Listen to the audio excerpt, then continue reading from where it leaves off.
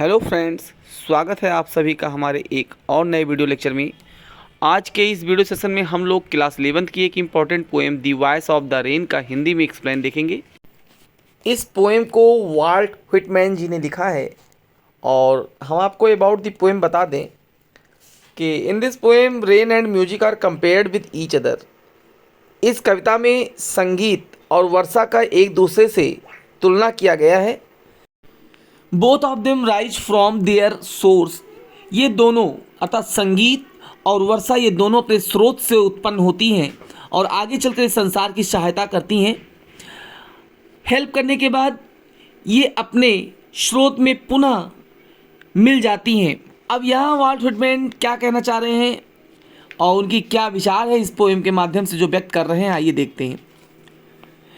First line है and who are दाऊ। यहाँ एक क्वेश्चन किया जा रहा है, पोएट क्वेश्चन कर रहा है और पूछ रहा है एंड और व्हाट आर दाऊ, तुम कौन हो। व्हाट आर दाऊ, तुम कौन हो। सेड आई, मैंने पूछा। किससे पूछा। To the soft falling shower. Soft falling मतलब होता है धीरे धीरे, फॉलिंग मतलब गिरती हुई, और शावर का मतलब होता है वर्षा को देखकर। मैंने धीरे धीरे गिरती हुई वर्षा को देखकर पूछा व्हाट हु आर दाऊ, कि तुम कौन हो। Which stands to tell, जो stands to tell बताने में विचित्र है। Gave me an answer, वर्षा ने मुझे एक उत्तर दिया, अर्थात वर्षा ने मुझे उत्तर दिया जो बताने में बिल्कुल विचित्र है। As here translated, जिसका मैं यहाँ पर भावार्थ बता रहा हूँ। फिर से देख लेते हैं। And who art thou, said I. अब यहाँ पोएट पूछता है वर्षा से कि हु आर दाऊ, तुम कौन हो। द सॉफ्ट फॉलिंग शावर, धीरे धीरे गिरती हुई वर्षा को देखकर पोएट पूछता है एंड हु आर दाऊ, तुम कौन हो।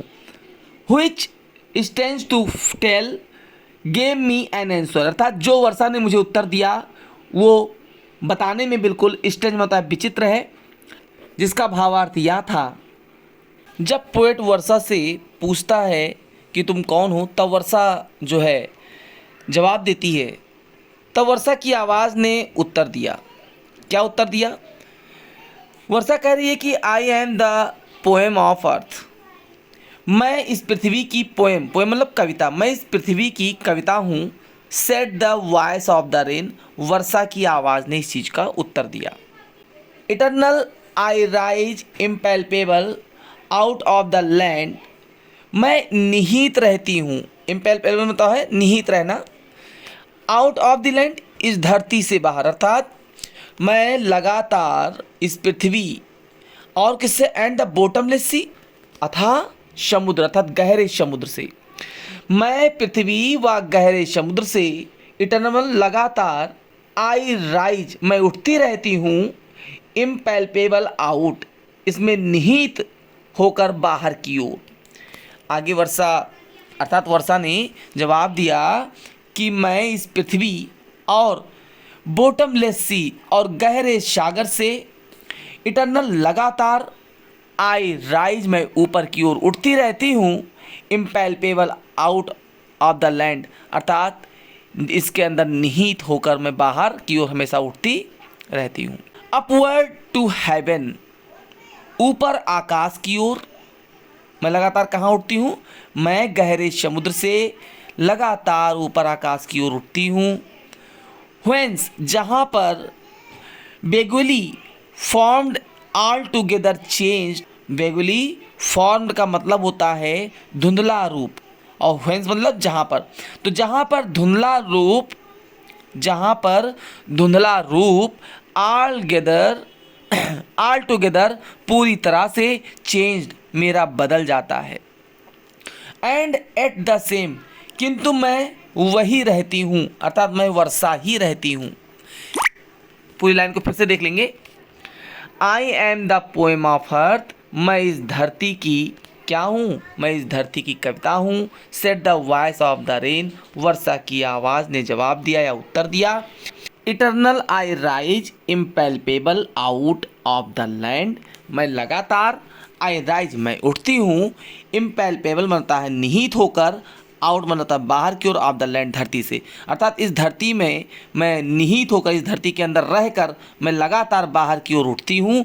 And the bottomless sea upward to heaven, और मैं अथाह, बॉटमलेस का मतलब होता है अथाह या गहरे सागर से, अपवर्ड टू हेवन आकाश की ओर ऊपर उठती हूँ।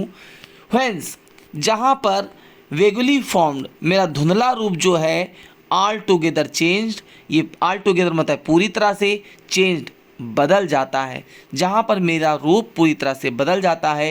एंड एट द सेम, फिर भी किंतु मैं वही हूँ, अर्थात मैं वर्षा ही हूँ, ऐसा वर्षा ने जवाब दिया। आइए नेक्स्ट स्टैंजा देखते हैं। आगे पोएट कह रहे हैं कि I descend to lave the droughts atomies dust layers of the globe.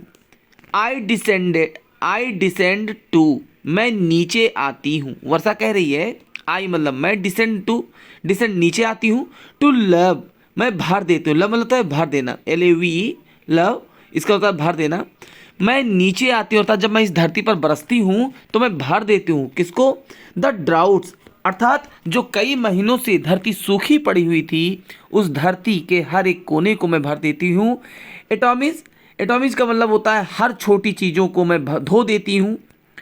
Dust layers of the globe, globe माने होता है धरती के, डस्ट लेयर का मतलब है धूल की परतों को, अर्थात मैं सूखे को, छोटे छोटे कणों को, अर्थात हर चीज़ को, और धरती के धूल के परतों को मैं धो देती हूँ। And all that in them, और वह सभी जो मेरे बिना, विदाउट मी, मेरे बिना, वर सीड्स केवल बीज थे, वह बीज ही रह जाते, ओनली लेटेंट और दबे पड़े रहते, लेटेंट का मतलब दबे रहना, और वो बीज धरती के अंदर दबे पड़े रहते, अनबोर्न, और उनमें जीवन कभी नहीं पनपता यदि मैं इस धरती पर नहीं आती। इस दो लाइन को फिर से देख लेते हैं।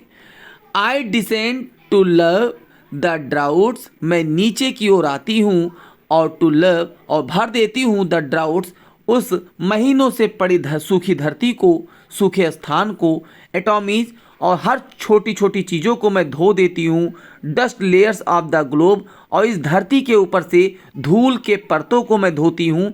And all that in them, और धरती के अंदर जो पड़े हुए हैं, बीज पड़े हुए हैं, विदाउट मी, वे मेरे बगैर, वर सीड्स केवल बीज ही रहते, उनमें जीवन कभी नहीं आता, ओनली लेटेंट और वो दबे पड़े रहते, अनबोर्न, और उन अनबोर्न का मतलब होता है जिसमें जीवन ना हो, अर्थात उन बीजों में कभी जीवन नहीं आ पाता यदि मैं इस धरती पर नहीं बरसती। And for ever by day and night, और दिन रात सदैव मैं, I give back life to my own origin, मैं अपने ओरिजिन का मतलब स्रोत, अर्थात जहाँ से वर्षा उत्पन्न होती है, दिन रात सदैव मैं अपने स्रोत को जीवन लौटाती हूँ। एंड और मेक माने में बनाती हूँ, प्योर एंड ब्यूटिफाई इट, इन्हें स्वच्छ और सुंदर, अर्थात मैं अपने उद्गम स्थान को भी स्वच्छ और सुंदर बनाती हूँ। आई होप आपको यहाँ तक लाइन क्लियर हो गई होगी। आइए लास्ट की दो लाइन है उसको देखते हैं। For song issuing from its birth place after fulfilment wondering, यहाँ पर जो पोएट है वो संगीत की तुलना वर्षा से करते हुए कह रहा है। फॉर सॉन्ग अर्थात जो संगीत है वो इशूइंग, वो भी उत्पन्न होता है, वो भी निकलता है, फ्रॉम इट बर्थ प्लेस, अपने उद्गम स्थल से, अर्थात हृदय से। संगीत कहाँ से निकलता है? हृदय से। जिस प्रकार वर्षा जो है समुद्र से निकलती है, उसी तरह से संगीत हमारे हृदय से निकलता है। आफ्टर फुलफिलमेंट, और अपनी कार्य को पूरा करके, फुलफिलमेंट अपनी इच्छाओं को पूरा करके, अपने कार्य को पूरा करके, वंडरिंग और फिर घूम फिर कर ये पुनः अपने स्रोत में वापस लौट जाता है। जिस प्रकार बारिश होती है और फिर वो वर्षा पुनः समुद्र में जाकर लौट जाती है, ठीक उसी प्रकार जो संगीत होता है वो भी हमारे हृदय से निकलकर और फिर वापस हमारे हृदय में लौट जाता है। आगे पढ़ कर रहा है रेग्ड और अनरेग्ड। इसे कोई चाहे रेग्ड मतलब है अच्छा कहे और अथवा अनरेग्ड या इसे बुरा कहे। इसे कोई अच्छा कहे या बुरा कहे, ड्यूली ये उचित समय पर, ड्यूली मतलब है उचित समय पर, विथ लव रिटर्न्स, प्यार से वहीं लौट आती है। अर्थात यह उचित समय पर प्यार से वहीं पर लौट आती है। फ्रेंड्स, आई होप आपको ये पोएम अच्छे समझ में आई होगी। यदि आप किसी और भी पोएम का हिंदी में एक्सप्लेन चाहते हैं तो आप हमें कमेंट कर सकते हैं। हमारे चैनल को अभी सब्सक्राइब कर बेल आइकन प्रेस कर ले, जिससे किसी भी लेटेस्ट वीडियो का नोटिफिकेशन आपको सबसे पहले मिल सके। Thanks for watching my video.